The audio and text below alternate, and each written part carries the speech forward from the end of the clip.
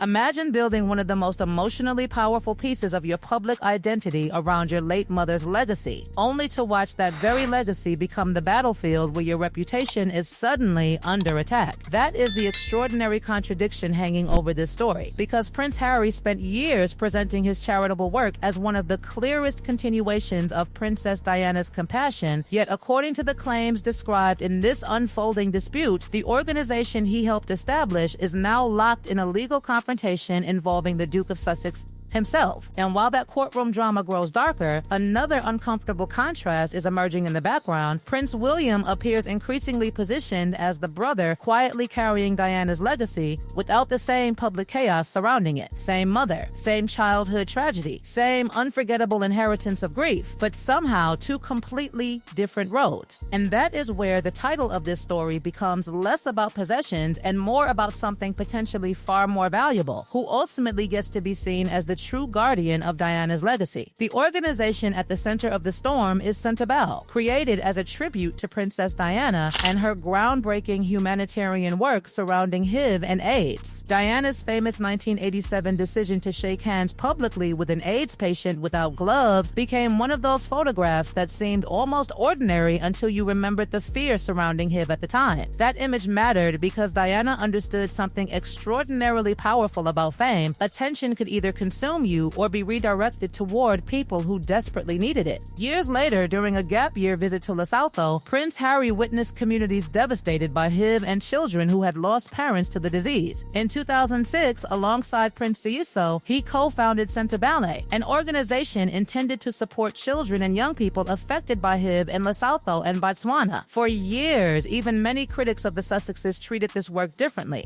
It looked personal. It looked sincere. It appeared connected to something deeper than celebrity branding. And perhaps that is exactly why the present rupture feels so explosive. Then came 2025, and suddenly the organization once presented as almost untouchable became engulfed in an increasingly bitter internal dispute. Prince Harry and Prince Seeiso stepped away as patrons, describing their departure in deeply emotional terms while a leadership battle erupted around the organization. At first glance, it could have looked like another messy institutional disagreement, personalities clash, boards divide, statements are released, everyone eventually moves on. Except this story allegedly did not move on. It escalated. Sentebale later announced legal proceedings in the High Court of England and Wales with claims involving the Duke of Sussex and Mark Dyer, the longtime mentor who had occupied an important place in Harry's life. Suddenly, this was no longer simply royal gossip whispered around palace corridors. Lawyers were involved. Court procedures were involved. Documents could eventually become involved. And once private conflict enters a courtroom, carefully controlled public narratives can become much harder to maintain. At the center of the dispute described in the source is Dr. Sophie Chandauka, the chair of Sentebale's board, whose background makes the confrontation especially significant. She is legally trained, has held senior corporate positions, and has publicly made serious allegations about the culture surrounding the organization's internal battle. Those allegations remain allegations unless established through the relevant legal process, but their seriousness cannot simply be brushed aside. She has spoken about what she characterized as a culture of silence and described difficult behavior within meetings. That creates an extraordinary image, an organization established around vulnerable children and inspired by Princess Diana becoming consumed by accusations about power, governance, and personalities. And then comes perhaps the most damaging symbolic question of all: when does a charity stop being about its cause and begin becoming trapped inside the celebrity machinery surrounding the people attached to it? That question exploded around a polo fundraiser in Miami. According to the account presented in the source, controversy developed over filming connected to a Netflix production, event logistics, and the unexpected arrival of Meghan Markle with Serena Williams. Then came the trophy presentation, the tiny public moment that suddenly became enormous. Footage circulated online and was interpreted by critics as showing Meghan directing Dr. Sophie Chandauka to change position during the photograph. Millions could watch the clip and form their own conclusions. But what happened afterward became even more consequential. inconsequential. According to Dr. Sophie Chandauka's public account, she resisted pressure to make the charity function as an extension of Sussex public relations. That accusation strikes directly at the heart of the entire Diana comparison, because Diana's most memorable charitable moments became powerful precisely when the cause appeared bigger than the celebrity. And that is where the mystery starts tightening around Prince Harry. If Sentebale represented his emotional connection to Princess Diana, what does it mean if the organization bearing that legacy is now involved in litigation against him? If Prince William remains outside this particular storm, what exactly has each brother inherited from their mother, not in jewelry, money, or property, but in public trust? Because Diana left behind something nobody could divide neatly between two sons, a reputation built on turning enormous attention away from herself and toward people who needed it. Now, the uncomfortable question is whether one brother understood that inheritance differently from the other. And the deeper we move into this story, the more dangerous that question becomes. Because the next battlefield is not Instagram, Netflix, or palace gossip. And disclosure is where this entire battle suddenly becomes terrifyingly personal. Because disclosure does not care about polished statements, carefully staged appearances, or narratives repeated until the public accepts them. It cares about documents, emails, text messages, WhatsApp conversations, private communications that were never written with a courtroom audience in mind. According to the legal discussion presented in the source, communications relevant to the dispute could potentially become part of proceedings, while legally privileged conversations with lawyers receive special protection. That possibility changes everything. Prince Harry has spent years fighting newspapers through the courts and demanding transparency from organizations he believed had wronged him. Now, the same machinery of legal scrutiny could potentially turn toward his own communications. The irony is almost impossible to ignore. The weapon once pointed outward may now be pointing inward. And suddenly, the question becomes not what was said publicly, but what might have been written privately when nobody imagined those words could ever leave a phone screen. The source then raises another mystery. Who is financing the legal battle? According to the account, Dr. Sophie Chandauka has said charitable donations are not funding the litigation, but the identity of whoever is paying remains unclear. That unanswered question instantly creates another layer of intrigue because major litigation can become extraordinarily expensive. The source discusses speculation about possible outside backing while making clear that such suggestions are guesses rather than established facts. Then another allegation enters the story through Tom Bauer, whose reported claim concerning charitable donors and Arcuwell, if ever substantiated, could raise further questions about organizational relationships and funding. Again, allegation is not proof, but in a dispute already overflowing with questions, even an allegation can become another thread lawyers may examine. And while that legal storm gathers, the story suddenly shifts toward the most emotionally protected territory imaginable. Althorp, Princess Diana's burial place, was deliberately isolated, surrounded by water, trees, and silence, creating physical distance between her grave and the public fascination that followed her throughout life. That privacy is exactly why controversy erupted when images connected with a family visit circulated publicly. The source describes criticism surrounding photographs associated with Prince Harry and family members walking through the estate carrying flowers, with commentators interpreting the imagery as turning an intensely private connection with Princess Diana into public-facing content. Whether people considered that interpretation fair or excessive, the backlash revealed something important. Diana's grave remains emotionally sacred territory, and anything appearing to transform that space into publicity was always going to provoke enormous reaction. Then, the contrast with Prince William becomes impossible to miss. The source portrays private visits as exactly that, private. No publicity campaign, no carefully released photograph, no public explanation required. And suddenly the difference between the brothers becomes the central mystery surrounding everything else. The Diana Award remains one of the final institutional connections shared by Prince William and Prince Harry, yet even that relationship appears increasingly strained as anniversary events approach. Reports discussed in the transcript suggest scheduling, appearances, and the possibility of Meghan Markle attending could create another confrontation over who publicly stands beneath Princess Diana's name. That is why the title carries such a brutal symbolic meaning. William gets everything Diana left behind, Harry gets nothing. Not because one brother literally received every possession and the other received none, the supplied source does not establish that, but because the argument being constructed is about inheritance of something far less tangible and perhaps far more powerful: credibility, privacy, and public association with Princess Diana's humanitarian identity. One brother appears surrounded surrounded by litigation, institutional conflict, and arguments over publicity. The other is presented as carrying the legacy without constantly explaining how it belongs to him. And perhaps the most haunting idea comes from the lesson attached to Princess Diana's charitable work. The cause must remain larger than the celebrity. Diana could command every camera in the room, yet her greatest humanitarian moments became unforgettable because those cameras were redirected towards suffering that society preferred not to see. Decades later, that principle hangs over both sons like an unanswered question. Prince Harry once described escaping a trapped royal existence while Prince William remained inside it.